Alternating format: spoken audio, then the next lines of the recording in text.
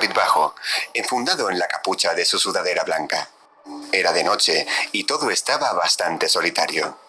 Aún así, de vez en cuando, se cruzaba con algún incauto haciendo jogging o una pareja de enamorados besándose entre las sombras. Normalmente serían blancos fáciles, las víctimas perfectas para la hoja de su afilado cuchillo. Pero esta vez ni siquiera se fijaba en ellos. Su mente estaba en otro lado y su instinto homicida completamente apagado. Y es que aquel no era un día normal, era su cumpleaños. Por primera vez en mucho tiempo se había acordado de la fecha, como si quisiese enterrar esa parte de su vida y de pronto aflorase. Había pasado más de un lustro desde aquella sangrienta noche en que se convirtió en lo que era, y a veces sentía que empezaba a hacerse mayor. Un pensamiento ridículo, pero que no podía quitarse de la cabeza, y menos aquel día. Caminó y caminó, con la esperanza de que sus ganas de matar resurgieran y le hiciesen olvidar todo, pero no hubo manera. De pronto estaba atravesando un barrio residencial que le resultaba familiar, aunque no sabía por qué. Quizá había hecho allí alguna de sus célebres matanzas, pero el sitio parecía cambiado. Finalmente levantó la vista y al ver una casa abandonada y destartalada se dio cuenta. Estaba ante su propio hogar, el sitio donde empezó todo. ¿Había llegado hasta allí inconscientemente? No sabría decirlo, pero sin darse cuenta estaba ya arrancando las tablas clavadas en la puerta y cruzando el umbral. Lo que encontró dentro le decepcionó profundamente. El escenario del crimen ya no resplandecía como antes. La sangre en el suelo había desaparecido bajo espesas manchas de humedad, y la frase de «vete a dormir» que con tanto cuidado había trazado en la pared estaba cubierta ahora por un mensaje escrito con labial. «Te necesito. Llámame, por favor. Te quiero, Nina». Y un número de teléfono. Se sintió muy deprimido. Su obra original, la esencia de lo que era, había quedado cubierta por el paso del tiempo y las fans perturbadas. Giró hacia el salón y una débil luz llamó su atención. Se acercó hasta la mesa y lo que encontró allí le habría abierto los ojos de par en par, si aún tuviese párpados. Era una tarta de cumpleaños. Un delicioso pastel de cerezas, su favorito, de color rojo sangre. Tenía el número de velas exactas, 21. Jeff sacó su cuchillo para cortar un pedazo y leyó el mensaje que había escrito sobre ella. «Feliz cumpleaños, hermanito». Se dio la vuelta y se topó de frente con Liu, vestido con su traje de cuero, sentado sobre el respaldo del raído sofá. «Eres tan previsible». La primera reacción de Jeff fue ponerse en guardia, pero en el fondo se alegraba de volver a ver a su hermano después de tanto tiempo. «Espero que te guste la tarta. La ha hecho Jane. Ella también quería estar contigo, pero decidí reservarme ese placer».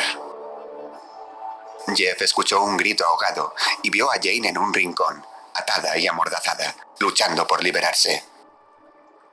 Se acercó a Liu con las manos en alto, en gesto de paz. «Te sonará raro, pero me alegro de verte. Por fin la familia reunida». El rostro de Liu cambió al instante y se abalanzó sobre él. «¡Tú no eres mi familia!». Empujó a Jeff haciendo que atravesase la puerta de cristal del salón y su cuchillo cayó al suelo. «Dejaste de serlo la noche en que casi me matas». De pronto Jeff, tumbado entre cristales y lleno de cortes, empezó a reír. Liu estaba desconcertado.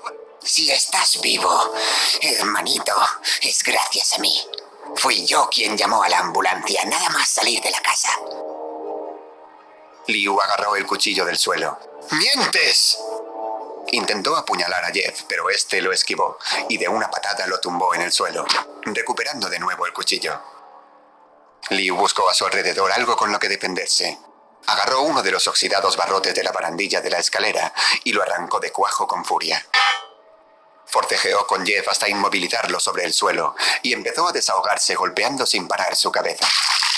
Las cicatrices de la sonrisa permanente de Jeff volvieron a abrirse, tiñendo el pálido color de su rostro de rojo.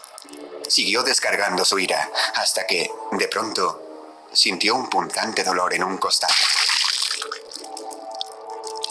Se apartó y vio su propia sangre brotando de su abdomen, mientras su hermano seguía riendo. como aquella noche. ¿Te acuerdas? Pero en vez de acobardarse, la furia terminó de apoderarse de Liu y se puso en pie de nuevo. Su rostro era tan amenazante que por primera vez Jeff decidió retroceder y escapó corriendo escaleras arriba. Liu le siguió lentamente, como saboreando el momento. La lluvia se intensificó y las múltiples gotas caían sobre el rostro de Liu, que no se inmutaba. El ruido del agua en el tejado era constante y apenas podía distinguir algo gracias a la luz de la luna que entraba por las ventanas. Se encaminó por el pasillo de las habitaciones aferrado al barrote, cuando oyó un susurro. Liu, es hora de ir a dormir. Este encaró la puerta de su habitación y la tiró abajo con decisión, entrando de golpe. No vio a nadie allí, pero de pronto Jeff se abalanzó por detrás y lo empujó, haciendo que se golpeara la cabeza contra el escritorio y perdiese el barrote. Liu trató de ponerse en pie, aturdido, y Jeff intentó volver a tumbarlo de un puñetazo. ¡Vete a dormir, maldita sea! Pero Liu consiguió arrebatarle el cuchillo a Jeff y apuñalarlo en la pierna, haciendo que también cayese.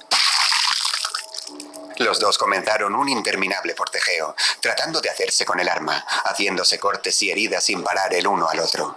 Llegó un momento en el que ya no sentían dolor, solo rabia, mientras la sangre cubría sus rostros y el suelo. Finalmente, Jeff se zafó y salió al pasillo para intentar recobrar el aliento. Liu, viendo por primera vez el miedo en sus ojos, se sintió tan poderoso que tiró el cuchillo al suelo y empezó una pelea a puñetazo limpio. Ambos estaban cubiertos de heridas, así que cada nuevo golpe se sentía como una puñalada, y un chorro de sangre salía disparado. Poco a poco se acercaron al ventanal del fondo, y al darse cuenta, Liu sonrió con malicia. Empujó a Jeff para tirarlo a través de él, pero aunque éste atravesó el cristal, consiguió agarrarse al borde con sus manos descarnadas. Liu se sintió decepcionado, sus fuerzas empezaban a fallarle y Jeff parecía indestructible. De pronto este se creció y se abalanzó sobre Liu, pero algo transformó la sonrisa maligna de Jeff en una expresión de terror. Al fondo del pasillo, unos rostros se le aparecieron en medio de la oscuridad. Un par de caras, de un hombre y una mujer de mediana edad, con la tez pálida y mortecina. Conforme se iban acercando y haciéndose más claros, Jeff los reconoció. ¿Mamá? ¿Papá? ¿Qué hacéis aquí? Dio unos pasos atrás, hacia el ventanal roto. No os acerquéis a mí. ¡Dejadme en paz! Liu, sorprendido, se dio la vuelta, pero no era capaz de ver nada. Entendió que su hermano estaba alucinando. Jeff respiraba de forma nerviosa y retrocedía cada vez más, asustado, hasta que los vio allí de pie junto a su hermano. Liu sintió que era el momento adecuado y decidió poner fin a aquello. «Esta vez es tu hora de ir a dormir, Jeff».